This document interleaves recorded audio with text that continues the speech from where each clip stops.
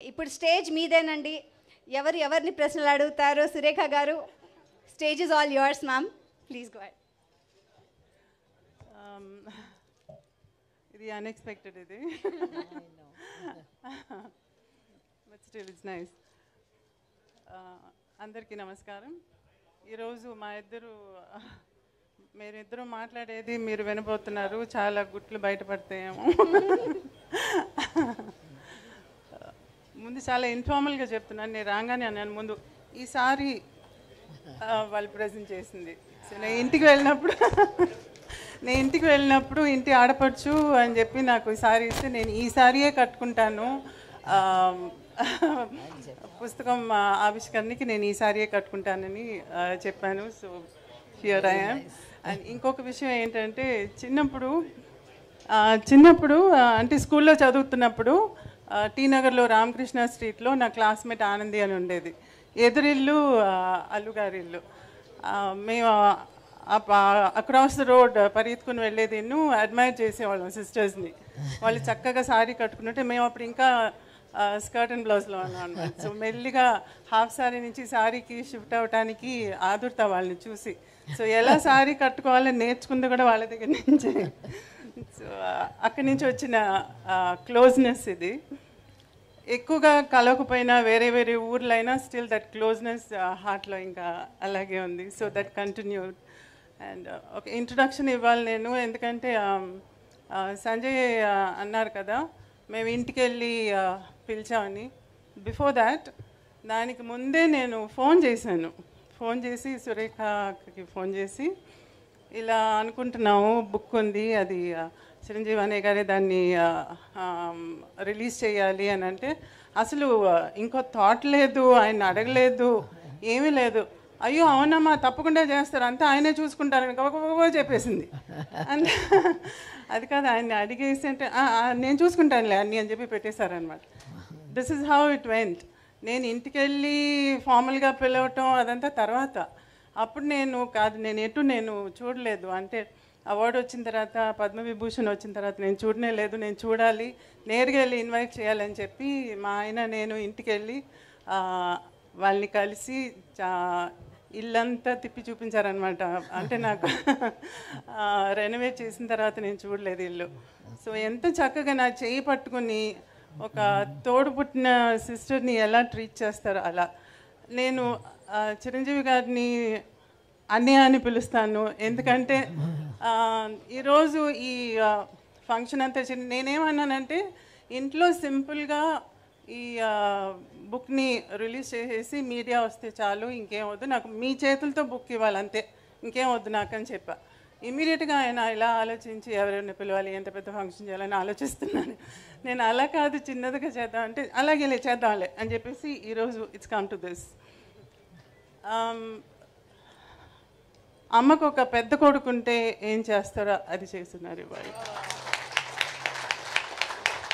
నేను ఎప్పుడు అనుకుంటాను తమ్ముడిని, నువ్వు ముందు పుట్టి ఉండకూడదా అని చెప్పి. బికాజ్ మేమిద్దరు కొంచెం ఇన్నసెంట్గా ఉండిపోయాం. We did know how to handle things. అన్నీ చాలా యంగ్ ఏజ్లో జరిగిపోయినాయి.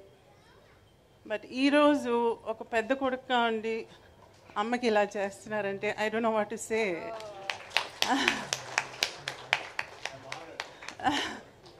So thank you so much. I have no words. ఇంకా మీరు అడిగితే నేను సమాధానం చెప్తాను. నాకు తెలిసిన విషయం ఏంటంటే సురేఖ గారు మెగాస్టార్ చిరంజీవి గారి మీద పెత్తనం జలాయిస్తారని తెలిసిపోయిందో ఇంట్లో.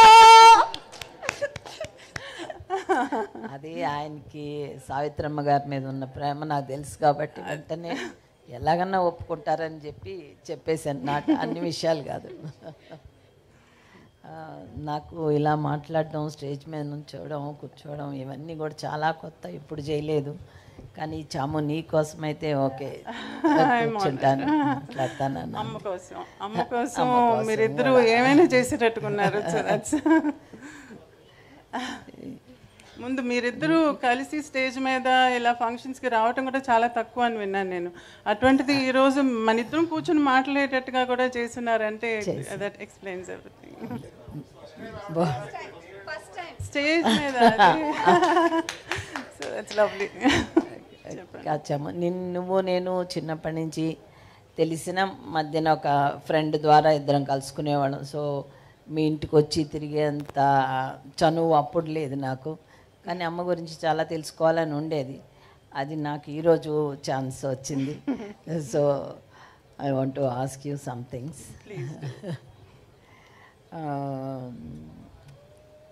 అమ్మతోటి చిన్నప్పుడు మీరు అమ్మ చాలా బిజీగా ఉండేవాళ్ళు. కాకపోయినా అమ్మమ్మ గురించి చాలా బయోపిక్స్ వచ్చినాయి, అమ్మ గురించి చాలా బుక్స్ వచ్చినాయి. కానీ మళ్ళీ మీకు ఈ బుక్ రాయాలని, ఇప్పుడు రిలీజ్ చేయాలని ఎందుకు అనిపించింది? అమ్మ గురించి ఒక పెద్ద మూవీ కూడా రిలీజ్ అయ్యి పాపులర్ అయింది, మహానటి అని. ఈరోజు చిన్నపిల్లల దగ్గర నుంచి అమ్మ గురించి అంత అఫెక్షనేట్గా మాట్లాడుతున్నారంటే ఇట్స్ బికాజ్ ఆఫ్ మహానటి. మహానటిలో అమ్మ చిన్నతనం, తను చేసిన సేవలు, తన ఒక కంప్లీషన్ లాగా తీస్తున్నారు, from the beginning to the end లాగా తీశారు. కానీ యాక్చువల్గా మీరందరూ మహానటి అని చెప్పి ఆ పేరు పెట్టింది ఎందుకని? బికాజ్ ఆఫ్ హర్ యాక్టింగ్ ప్రొవెస్ కదా. అందుకని నాకు అనిపించింది అమ్మ ఫిల్మోగ్రఫీ లాగా ఒక బుక్ ఉండాలి, వేర్ తను చేసిన ఇంపార్టెంట్ ఫిల్మ్స్ అన్నీ ఒక రికార్డ్ లాగా ఉండాలి ఒక బుక్లో. అదైతే పర్మనెంట్గా ఉంటుంది. దాన్ని చదివితే ఒక్కొక్క ఫిలింలోనూ ఆ క్యారెక్టర్కి ఉండే ఇంపార్టెన్స్ ఏంటి, ఎందుకని మహానటి అయింది అనేది ఎక్స్ప్లెయిన్ చేసేటట్టుగా ఉండాలి. అండ్ ఊరికే చదవటం అందరు చదవరు, ఈరోజు మనకి విజువల్స్ కావాలి. అందుకని మంచి ఫోటో ఉంటే దాని పక్కన ఒక రైటప్ ఉంటే చదవటానికి ఇంట్రెస్టింగ్గా ఉంటుంది.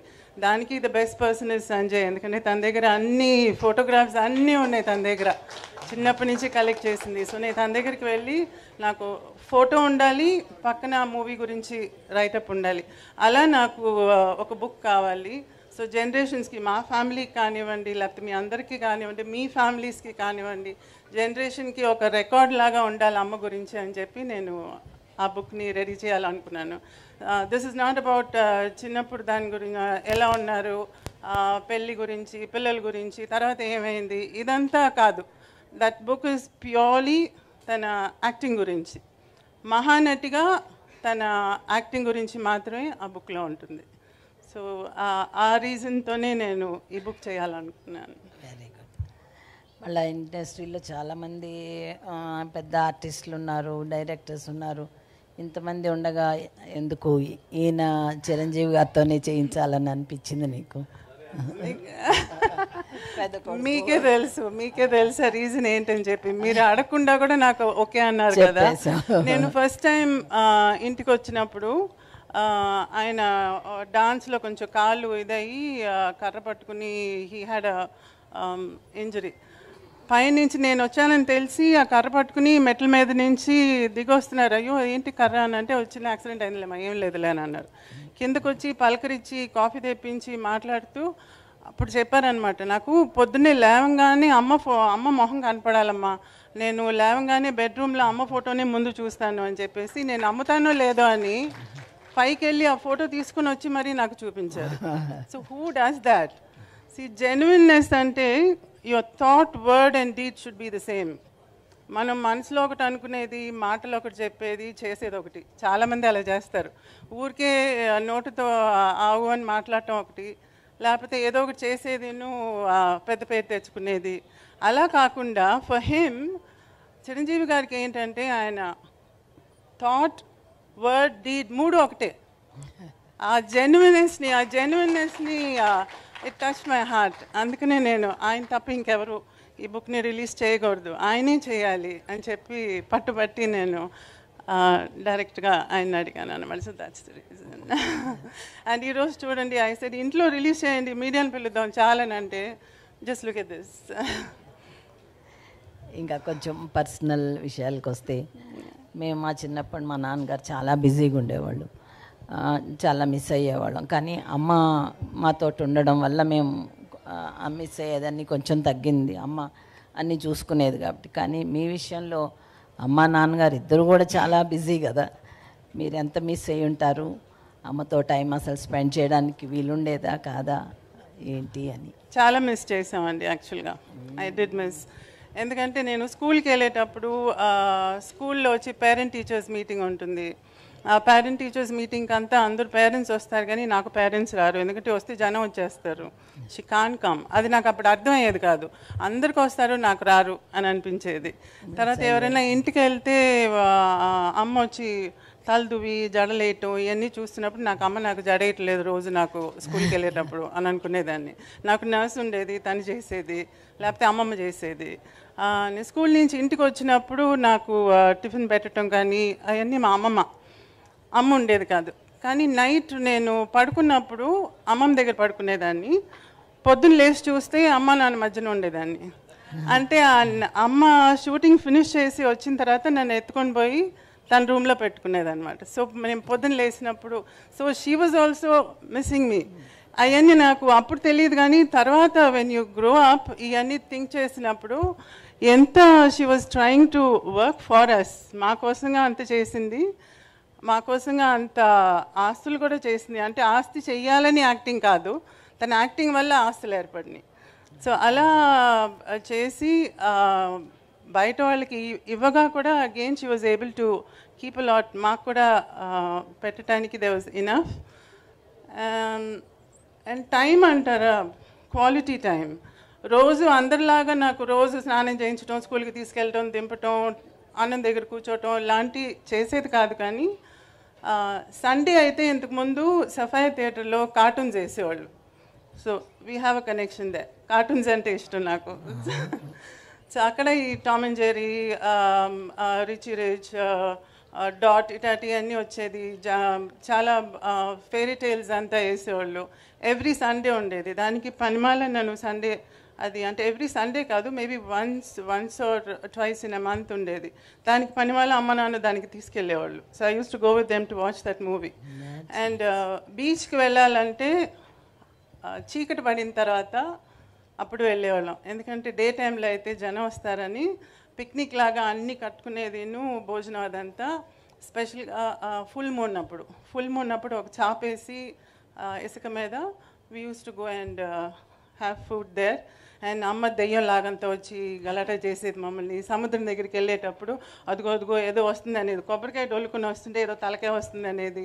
సో ఇలా చాలా చిలిపి శాస్త్రాలు చేసేదన్నమాట. So all that is still in my mind.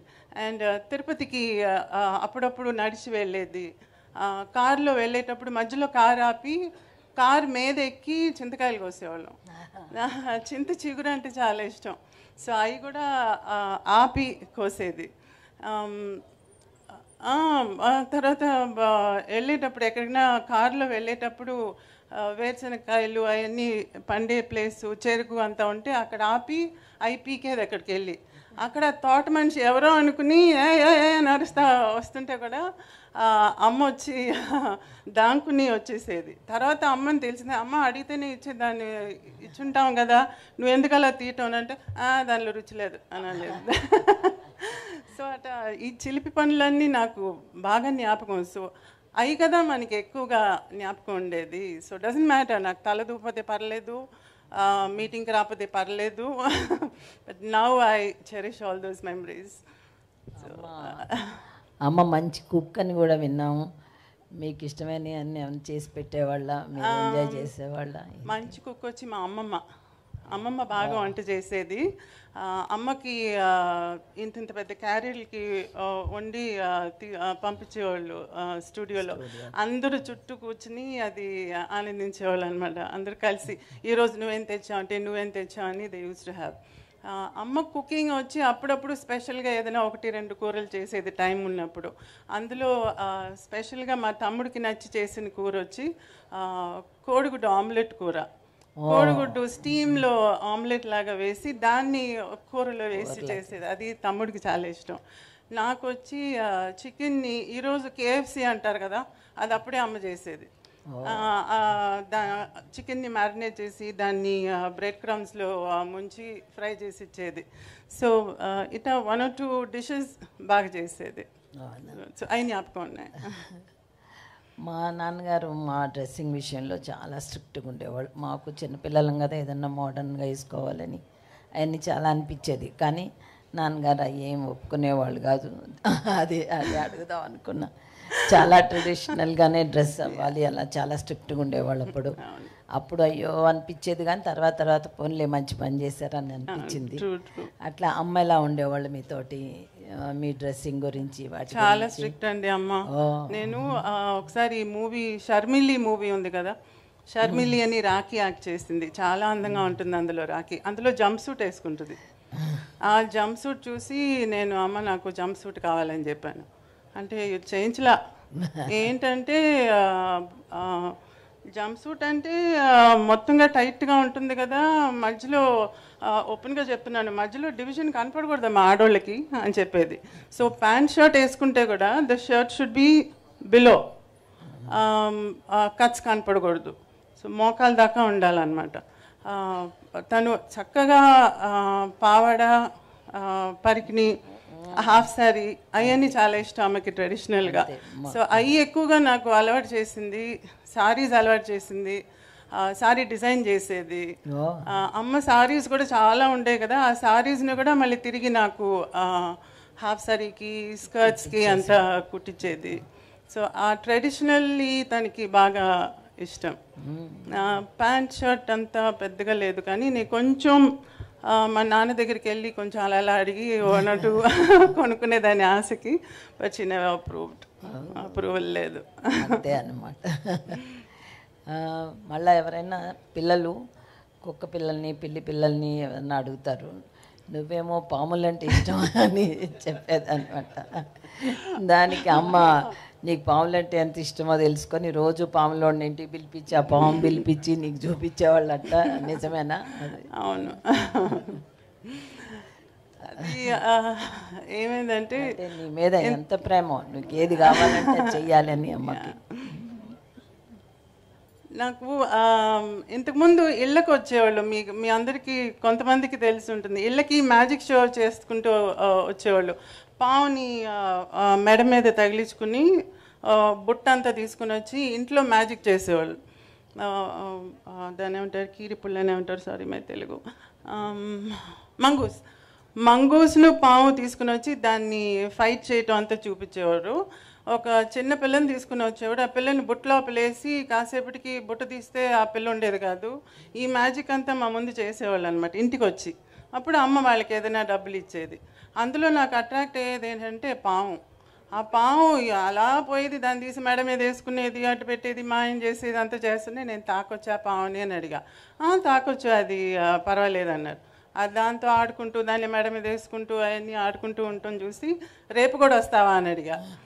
అలా ఊరికే వాళ్ళని పిలుస్తుంటే అమ్ముండి సరే నువ్వు వారానికి ఒకసారి వీకెండ్లో వచ్చి కాసేపు మ్యాజిక్ చేసి పాపకి ఆడిచ్చేసేళ్ళు అని చెప్పి అన్నారనమాట. సో అలా పాముతో ఆగలేదు. మేము కొడైకెనాల్కి వెళ్ళినప్పుడు అక్కడ పుదుకోట రాజా అని ఉన్నారు, ఆయన వేటకి వెళ్ళి పులినంత వేటాడి వచ్చేవాడు. వేటాడి వచ్చినప్పుడు ఒక పులి పిల్లలు ఒక 4-5 ఉన్ని ఇంటికి తీసుకెళ్ళి పులి పిల్లలు చూస్తావా అని చెప్పి అమ్మని నన్ను తీసుకెళ్ళి చూపిస్తే అందులో 2 పిల్లల్ని తీసుకుని మేము చెన్నైకి వచ్చేసాం, ఇంట్లో పెంచుకుంటామని చెప్పి. ఒక 2 వీక్స్ ఉండింది మా దగ్గర, మేము బాగా ఆడుకున్నాం పులి పిల్లలతో. దాని తర్వాత నాన్న షూటింగ్ నుంచి తిరిగి వచ్చి తిరిగి పంపించేశారు. అయ్యేం అలాగే ఉంటాయి అనుకుంటున్నారా, పెద్దవి అవుతాయని.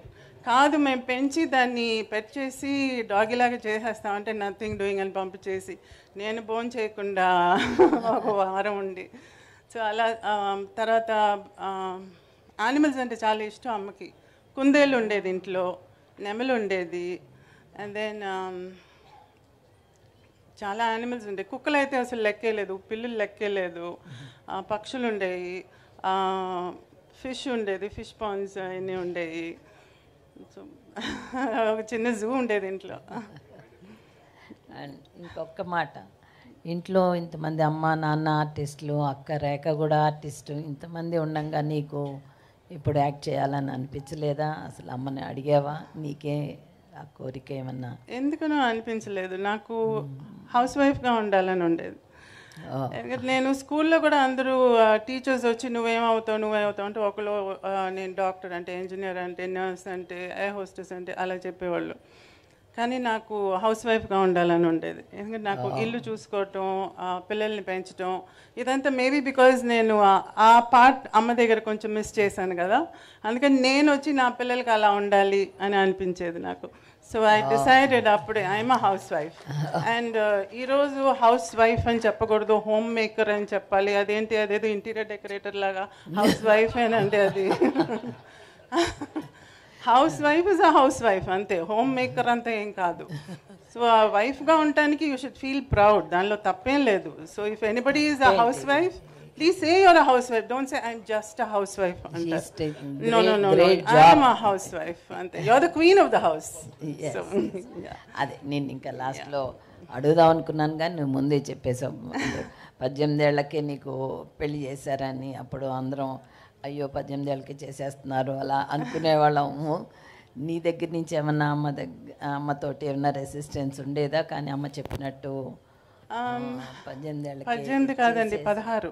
16? అమ్మో. 16 ఏళ్ళప్పుడు అమ్మకి హెల్త్ అంత బాగుండలేదు. సో అమ్మ ఫెల్ట్ ఎ లిటిల్ రెస్పాన్సిబుల్, పిల్లల్ని సెటిల్ చేయాలని. తమ్ముడు చాలా చిన్నోడు, సో నన్ను ముందు సెటిల్ చేస్తే ఆటోమేటిక్గా తమ్ముడిని కూడా చూసుకుంటాను అని చెప్పి మా మావయ్య కొడుకు, అంటే మాకు అత్త కొడుకు, how do I say, we are third cousins అనమాట, మా ఆయన గోవిందరావు. సో ఆయనకి ఇచ్చి నన్ను పెళ్లి చేసుకుంటే ఆయన నన్ను చక్కగా చూసుకుంటారు, ఫ్యామిలీలో ఉండే ఆయన అని తొందరగా పెళ్లి చేసింది. I like him, I mean ఆయన చాలా ప్రొటెక్టివ్గా ఉండేవారు, వస్తూ పోతూ ఉండేవారు, నేనంటే చాలా ప్రొటెక్టివ్గా ఉండేవారు.